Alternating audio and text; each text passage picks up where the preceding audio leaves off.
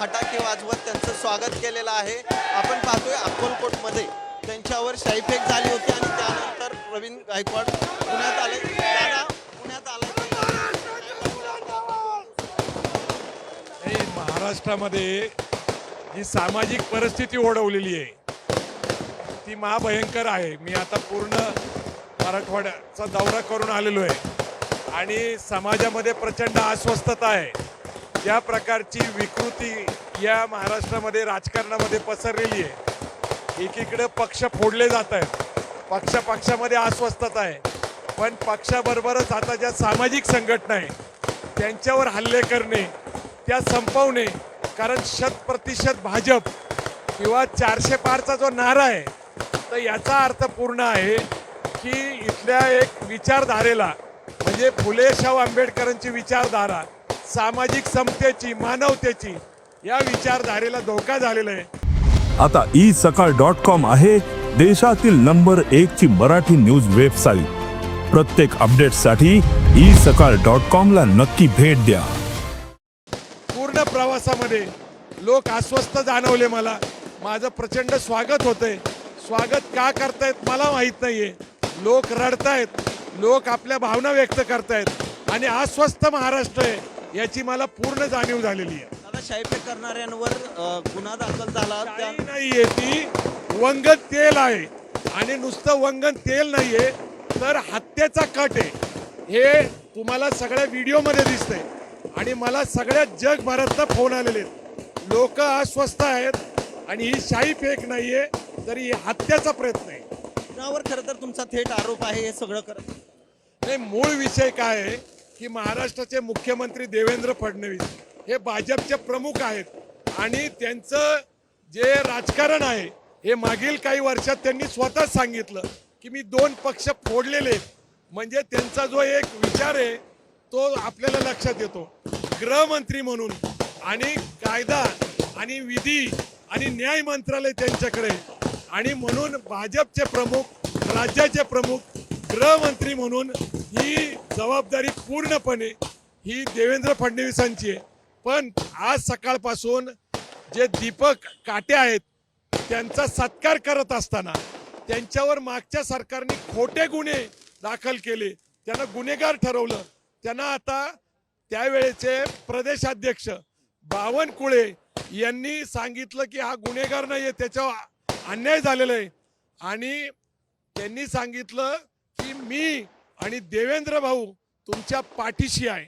आता त्यालाच अटक झालेली आहे आणि त्यांनी माझ्यावर आत्महत्या म्हणजे त्यांनी आत्मघातकी प्रयत्न केलेला आहे।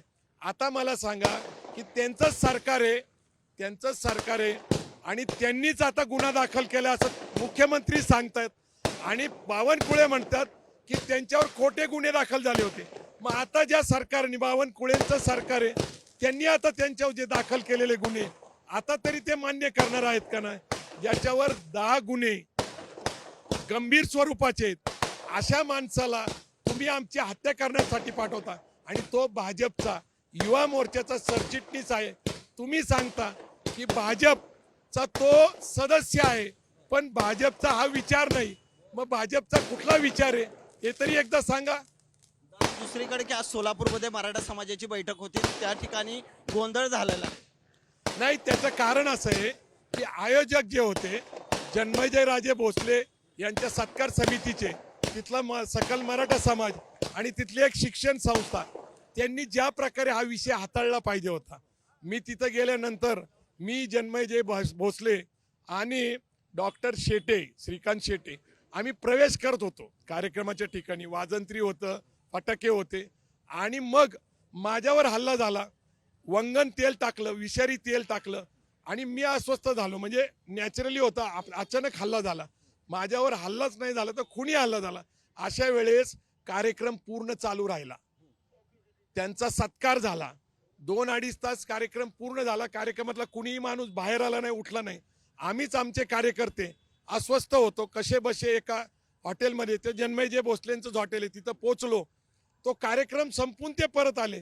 त्यांनी कुठलीही आजपर्यंत कंप्लेंट नोंदवलेली नाहीये। म्हणजे आयोजकांवर ही जबाबदारी येते। म्हणून काही लोक असा संशय घेतात की हे सगळं आयोजन करून मला तिथं बोलवून अशा प्रकारची माझी हत्या करणं, अपमान करण्याचा हेतू, याच्यामध्ये ते सामील आहेत का नाहीत हे तपासलं पाहिजे. कारण जी मी पूर्ण क्रम बघितली, मी तिथं पोचलो, कार्यक्रमाच्या ठिकाणी पोचलो, कार्यक्रम तरी कमी निषेध तर कार्यक्रमात नोंदवला पाहिजे होता, कार्यक्रम निषेध नोंदवलेला मला माहीत नाहीये. दुसरी गोष्ट, आयोजकांच्या वतीने किंवा जन्मजय भोसले ज्यांनी 1 महिना पाठपुरावा केला की माझ्याच हस्ते सत्कार झाला पाहिजे. खरं तर आदरणीय पुरुषोत्तम खेडेकर, संस्थापक अध्यक्ष मराठा सेवा संघ, यांच्या हस्ते तो सत्कार होता. परंतु त्यांना तब्येतीमुळं आणि त्यांचा प्रवास जो आहे आता बुलढाण्याहून येण्याचा तो लांब होता, त्यांना शक्य होत नाही, त्यांचं वय आता 75च्या पुढे, म्हणून मग मला बोलवलं आणि त्यांनी सातत्याने पाठपुरावा केला, जन्मजय भोसले राजेंनी आणि आयोजकांनी. मग आता आयोजकांनी आपण बोलवलेला पाहुणा तोही सत्कारासाठी, त्याचा अशा प्रकारचा अपमान झालेला आहे, त्याची काळजी कुणी घ्यायची? आणि त्यामुळं सोलापूरमध्ये 2 मतं झालेली आहेत की ठरवून तर कट रचला होता का काय, याचा संशयाचं वातावरणामध्ये ती घटना घडली असण्याची शक्यता आहे. त्यामुळे तिथं गोंधळ झाला तर त्यातून त्या कार्यक्रमातून त्यांना त्या बैठकीतून बाहेर काढण्यात शक्यता आहे. कारण काय होतं की एखाद्या आयोजकाची जी जबाबदारी आहे ती पार नाही पाडलेली. बरं, घटना घडल्यानंतर आयोजकांनी तो कार्यक्रम पूर्णपणे आनंदाने साजरा करावा का, हा त्यांचा प्रश्न आहे. पण आयोजकांनी कार्यक्रम संपल्यानंतर आमच्याकडे सपशेल दुर्लक्ष केलं. नंतर जबाबदारी म्हणून बाबा आपण पाहुण्याला बोलवलंय, मग पोलीस चौकीला जाऊन बसणं, गुन्हा दाखल करणं, हत्येचा गुन्हा दाखल करणं, याच्यासाठी आग्रह करणं, अशी कुठलीही गोष्ट ते करत नाहीयेत.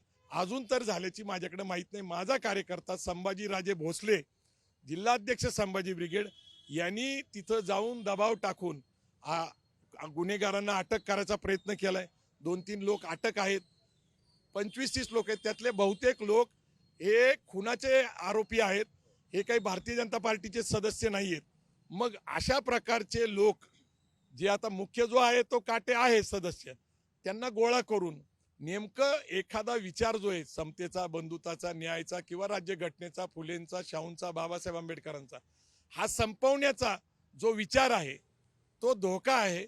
तर यामुळं असा संशय पसरल्यामुळं तिथलं वातावरण बिघडलेलं आहे. भोसले म्हणतात की प्रवीण गायकवाडांच्या मनात माझ्याविषयी कोणीतरी गैरसमज निर्माण करते. नाही, मी गैरसमज वगैरे नाहीये. भोसलेंच्या बद्दल मला आदरच आहे आणि त्यांनीच बोलवलं म्हणून मी गेलो. परंतु त्यांनी जी कर्तव्य पार पाडायला पाहिजे, जे मी बोलतोय की बाबा किमान त्या कार्यक्रमात निषेध करायला पाहिजे, तो कार्यक्रम थोडा वेळ थांबवला पाहिजे. मी पूर्ण तेलाने भरलेलो आहे, माझ्यावर म्हणजे आत्मघातकी हल्ला झालेला आहे. अशा वेळेस आयोजकांनी काय भूमिका घेतली पाहिजे हे त्यांना समजलं पाहिजे. पूर्ण कार्यक्रम चांगला पार पडला आणि गुन्हा दाखल करण्यासाठी आग्रह धरला पाहिजे, तोही त्यांनी धरलेला आजपर्यंत मला माहित नाही. मला काय शंका आहे म्हणजे याच्यामध्ये? नाही, मला संशय आहे मला. त्यांचे ते सहभागी असं आहे की अनपेक्षितपणे माझ्यावर झाला हल्ला. तुम्ही मला सांगा, आम्ही 3 जण सभागृहाकडे चाललोय, माझ्याकडे हल्ला झाल्यानंतर 2 लोक थांबतील का नाही? ते 2 लोक पूर्ण सभागृहात गेले आणि कार्यक्रम चालू झाला आणि इकडं चालू आहे भांडण, धावपळ, झाटापटी. माझे कार्यकर्ते सक्षम होते म्हणून मी वाचलो, नाही तर आज मी जिवंत दिसलो नसतो. दादा, उद्या पत्रकार परिषद पण तुम्ही जाहीर केली की घेणार आहात, काय नेमकं आता तुम्हाला पुढची भूमिका काय? नाही, मूळ विषय काय आहे की सध्या एक सोशल मीडियावर एक व्हिडिओ फिरतोय, तो म्हणजे बावनकुळेंचा. आणि बावनकुळे सांगतात की दीपक काटे हा गुन्हेगार नाही, मागच्या सरकारने त्याच्यावर गुन्हे दाखल केले होते. आता त्याच्यावर जे गुन्हे आहेत ते खुनाचा गुन्हा आहे, खंडणीचा गुन्हा आहे, आणि मागचं सरकार 2014 पासून जर बघितलं ते यांचंच होतं. हे विसरतात ते, कारण यांचा सध्या प्रॉब्लेम आहे. दुसरी गोष्ट, ते सांगतात की आता आपण दीपकच्या पूर्ण पाठीमागं आहेत, देवाभाऊ आणि मी स्वतः हा पूर्ण ताकदीने त्यांच्या मागे आहे. आता ह्या कटाबाबतीत जर विचार केला तर कमीत कमी काही 1000 फोटो हे बावनकुळे आणि दीपक काटेंचे आहेत. त्यांचे संबंध सगळ्यांना उघड आहेत. 52 शाखा शिवधर्म फाउंडेशनचे उद्घाटन ही बावनकुळेंनी केलेले आहे. आणि हे सगळं जी काही माहिती हळूहळू पुढे येते, तर बावनकुळे हे राज्याचे कॅबिनेट मिनिस्टर आहे, त्यांचा आणि दीपक काटेंचा संबंध अधोरेखित होतो. ते नाकारतात, ते म्हणतात की ते सदस्य आहे, परंतु भाजपचा हा कार्यक्रम नाहीये. आता त्यांचा सदस्याचा कार्यक्रम हा भाजपचा कार्यक्रम नाही म्हणायचं, हे सगळं चुकीचं आहे. आणि तो व्हिडिओ स्पष्ट करतोय त्यांचं नातं आणि त्यांनी त्यांना दिलेलं प्रोटेक्शन. मेन काय म्हणतात, आता घाबरू नको, देवा भाऊन मी तुझ्या पाठीशी आहे. तर या षडयंत्रामध्ये उघडपणे त्या व्हिडिओतनं दिसतं की मुख्यमंत्र्याला याची पूर्ण कल्पना आहे. पूर्णपणे ही जबाबदारी ही बावनकुळ्याहून होती, इतका तो संबंध अधोरेखित होतो. आणि संघाच्या मुख्य शाखेमध्ये नागपूरला हे ठरलेलं आहे की आता ज्या सामाजिक चळवळी चालवणारे कार्यकर्ते आहेत, म्हणजे बामसेप असेल, मराठा सेवा संघ असेल, संभाजी ब्रिगेड असेल, वंचित बहुजन आघाडी असेल, यांना आता थोपवलं पाहिजे, थांबवलं पाहिजे. हे त्यांनी ठरवलेले हे गेल्या महिन्यापासून माझ्याकडे माहीत आहे.